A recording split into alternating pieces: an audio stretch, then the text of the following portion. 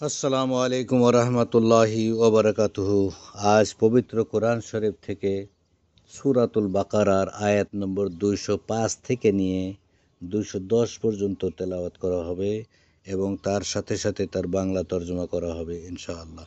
আল্লাহুম্মা সাল্লি আলা মুহাম্মাদি ওয়া আলা আলি মুহাম্মাদিন কামা সাল্লাইতা আলা ইব্রাহিম ওয়া আলা আলি ইব্রাহিম ইন্নাকা হামিদুম মাজিদ। اللهم بارك على محمد وعلى آل محمد كما باركت على إبراهيم وعلى آل إبراهيم إنك حميد مجيد. أعوذ بالله من الشيطان الرجيم. بسم الله الرحمن الرحيم. ومن الناس من يعجبك قوله في الحياة الدنيا ويشهد الله على ما في قلبه وهو ألد الخصام وإذا تولى سعى في الأرض ليفسد فيها ويهلك الحرث والنسل والله لا يحب الفساد. وإذا قيل له اتق الله أخذته العزة بالإثم فحسبه جهنم ولبئس المهاد. ومن الناس من يشري نفسه ابتغاء مرضات الله والله رؤوف بالعباد. يا أيها الذين آمنوا ادخلوا في السلم كافة ولا تتبعوا خطوات الشيطان إنه لكم عدو مبين. فإن زللتم من بعد ما جاءتكم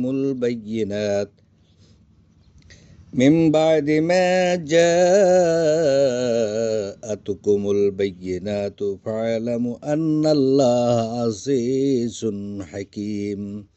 هل ينظرون إلا أن يأتيهم الله في ظلل من الغمام والملائكة وقضي الأمر وإلى الله ترجع الأمور.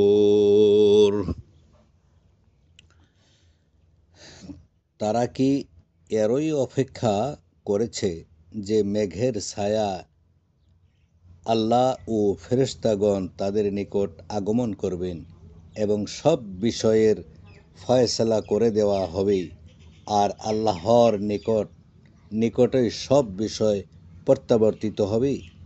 বনে ইসরাইলকে জিজ্ঞাসা করো, আমি তাদেরকে কত সুস্পষ্ট নিদর্শন দিয়েছি, আর যে আল্লাহর নিয়ামত তার কাছে আসার পর তা বদলে দিবে, তাহলে নিশ্চয় আল্লাহ আযাব দানে কঠোর।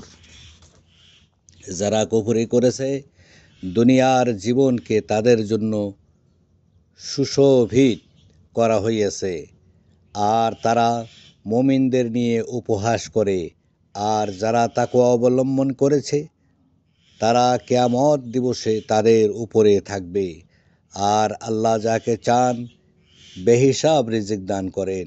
মানুষ ছিল এক উম্মত, অতঃপর আল্লাহ সুসংবাদদাতা ও সতর্ককারী রূপে নবীদেরকে প্রেরণ করলেন এবং সত্যসহ তাদের সাথে কিতাব নাজিল করলেন, যাতে মানুষের মধ্যে ফয়সালা করেন যে বিষয়ে তারা মতবিরোধ করত, আর তারাই তাতে মতবিরোধ করেছিল।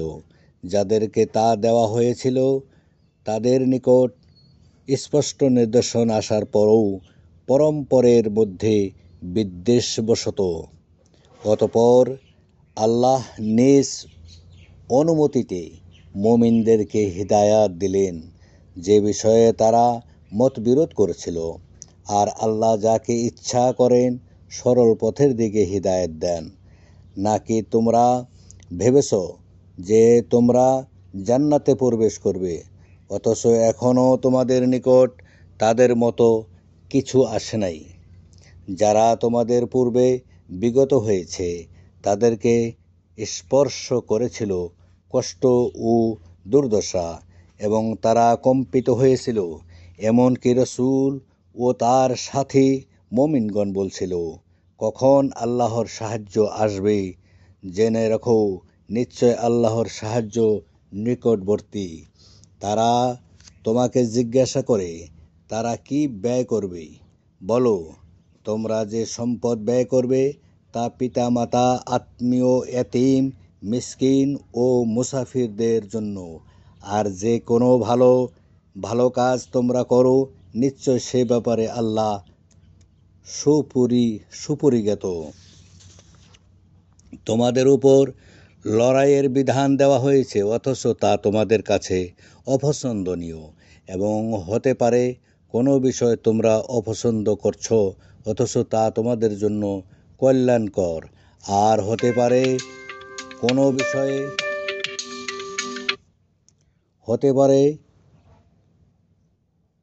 অথচ তা তোমাদের জন্য কল্যাণকর।